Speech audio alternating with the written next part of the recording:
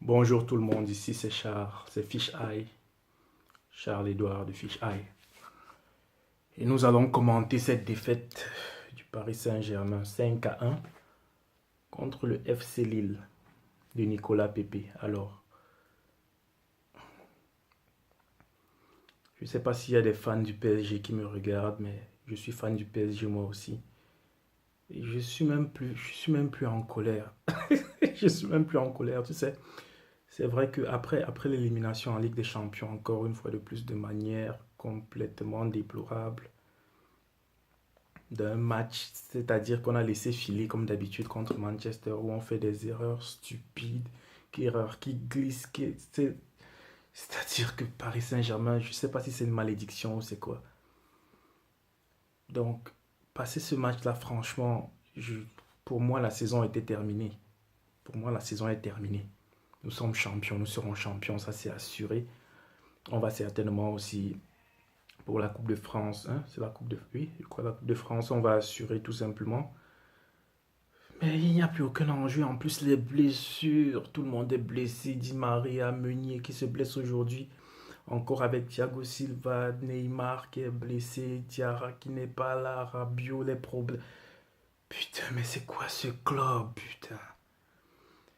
J'ai envie de supporter Paris Saint-Germain. Je suis un supporter du Paris Saint-Germain depuis Rail, c'est-à-dire depuis environ 95. Mais je sais pas. Il y a comme une aura bizarre autour de ce club qui fait qu'on n'arrive pas à avancer. Je ne sais pas si c'est la façon de penser francophone qui veut que on aborde toujours les matchs en se disant, surtout contre les grandes équipes, tu vois, en se disant on va peut-être gérer. Et chaque fois qu'on essaie de gérer, ça se passe mal. Là, je parle de Champions League surtout. Mais pour le match de ce soir, il n'y a juste rien à dire. On était bien dans le match. Tu sens que Paris Saint-Germain, chaque fois qu'ils accélèrent le jeu, ils peuvent mettre un, deux, trois buts, même s'il n'y a pas Cavani, même s'il n'y a pas Neymar. Mais aussitôt que Bernat se fait sortir, et même s'il se fait sortir, même si tu es 10, tu es censé être un grand d'Europe. Un grand d'Europe ne... Putain, un grand d'Europe ne perd pas avec autant d'écart. Et c'est ça qui nous avait fait défaut lorsqu'on avait joué le... Je ne sais pas si vous souvenez, il y a quelques années de ça, lorsqu'on a joué le Real Madrid. On joue le Real Madrid, mais aussitôt qu'on commence à perdre, qu'on encaisse un but, on perd complètement les pédales et on lâche. On laisse couler le match jusqu'à Marcelo se permet de faire n'importe quoi dans la surface et de marquer. Pourtant, il y a encore un match qui va suivre. Ça, c'est façon de penser des petites équipes. Nous n'en sommes pas encore là, on ne va pas se mentir, d'accord? On ne va pas se mentir. Paris Saint-Germain n'est pas encore une grande équipe. L'effectif ne suffit pas. Même la façon d'aborder les matchs, c'est-à-dire la conscience euh, collective et la conscience du club aussi. Même si tu prends Bernat actuellement, tu le mets au Real de Madrid, il va être un tout autre joueur. Et il pourra gagner là-bas parce qu'il y a quelque chose autour de ce club qui, qui ne parle que gagne, gagne et gagne. D'accord? Paris aussi, on fait le marketing autour de ça, mais vu qu'on ne sait pas encore comment arriver là, c'est forcément plus difficile. Et lorsque ces grands matchs arrivent, il y a toujours une sorte de frilosité. Donc, mais là, je m'éloigne. Là, c'est juste un résumé de ce 5-1. Moi, je ne tiens même plus compte de ça parce que je sais que de toute façon, on est champion, quoi. On est champion, donc oui, oui, je vais entendre les Marseillais, mes amis Marseillais même qui vont m'appeler, me raconter comment, ouais, franchement, est-ce que vous allez même jubiler parce que le second vous a tapé, vous a... Quand même, les gars, ça fait quoi, 17 points d'avance? Quand même, on va pas... Putain, les Marseillais, quand même, les gars, calmez-vous. Calmez-vous, les mecs. Au moins, Olas, là, ne pourra pas dire qu'on a laissé couler le match parce que vraiment, on s'est fait rétamer, on s'est fait sérieusement rétamer. Mais ça ne doit pas arriver à une équipe comme le Paris Saint-Germain. Tu dois pouvoir perdre 3-1 ou 2-1 et rester digne. À chaque action, Kerrer et Kimpembe, mais les gars se sont fait manger, c'est-à-dire comme des gamins. Et on se rend compte qu'à ce moment-là, il n'y avait aucun patron dans la défense, que ce soit Kimpembe, que ce soit Kerrer. Personne capable de dire à l'autre, place-toi, restitue-toi. Alors, on va souvent beaucoup parler de Thiago Silva et de de sa frilosité au moment des grands matchs. Mais là, par exemple, il aurait su gérer. C'est vrai que c'est pas le Real Madrid, c'est pas le Barça, mais il aurait su gérer, il aurait su dire, il aurait su quoi dire. Au moins, c'est le minimum. Mais là, franchement, je sais pas trop quoi dire. Si ce n'est que pour cette défaite, il y a encore le match en semaine, je crois, c'est mercredi ou mardi. Et on va gagner. Je me tiens même plus au courant de ça tellement je sais qu'on va gagner. Donc, je sais même plus contre qui on va jouer. J'ai vu ça tout à l'heure, mais j'ai complètement zappé ça de ma tête tellement mon téléphone va m'envoyer une notification quand ce sera l'heure et puis je vais me placer devant le terrain, devant, excusez-moi, devant l'écran tout simplement pour me divertir et parce que c'est mon équipe, j'ai pas vraiment le choix. Mais sinon, franchement, Paris, Lille 5-1 et puis le match de Pépé, oh, magnifique match. Une passe décisive, un but.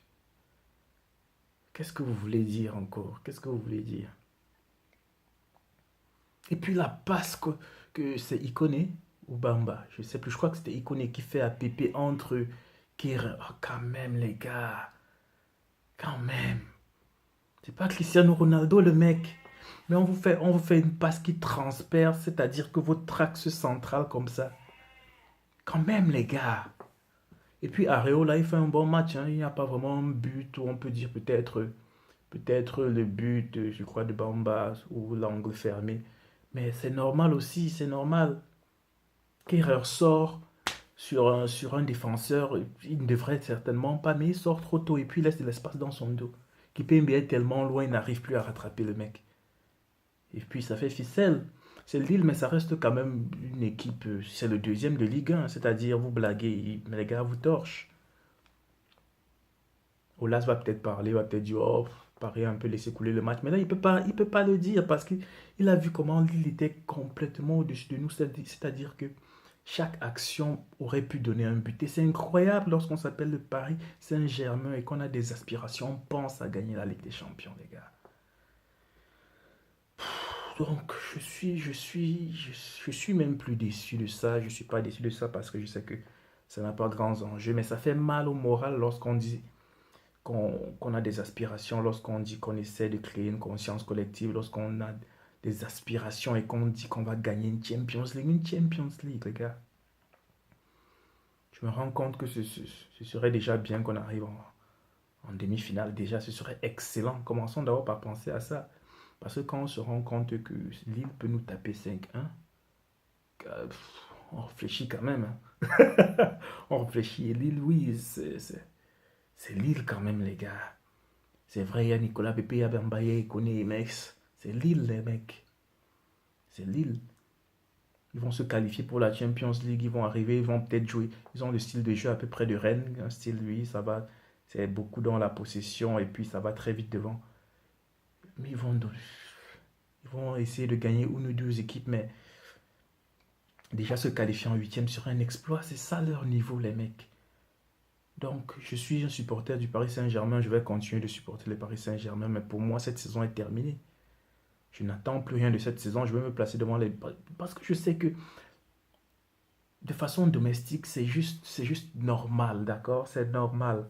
C'est normal pour le Paris Saint-Germain de gagner ça. Ce n'est pas facile, mais c'est normal au vu de son effectif, au vu des moyens qu'ils ont. C'est normal. Et j'ai lu l'interview de Thomas Tuchel qui disait tout à l'heure, un entraîneur juste merveilleux. On ne le mérite même pas, ce mec. C'est un chimiste, le mec, c'est-à-dire qu'il arrive à faire des choses, c'est-à-dire, on n'avait pas de 600 joueurs, c'est-à-dire, sans quelqu'un devant la défense. Le fait qu'il ait réussi il ait trouvé Marquinhos, qu'il ait réussi à le mettre là-bas, qu'il ait créé une équipe qui semble cohésive avec autant de trous, c'est juste magnifique. Mais là, vous lui enlevez Meunier, vous lui enlevez Thiago Silva, vous lui enlevez Di Maria, son meilleur joueur, vous lui enlevez Neymar, vous lui enlevez Cavani, vous lui enlevez Rabiot. Je peux comprendre que Rabiot, mais moi je l'aurais laissé jouer franchement le mec.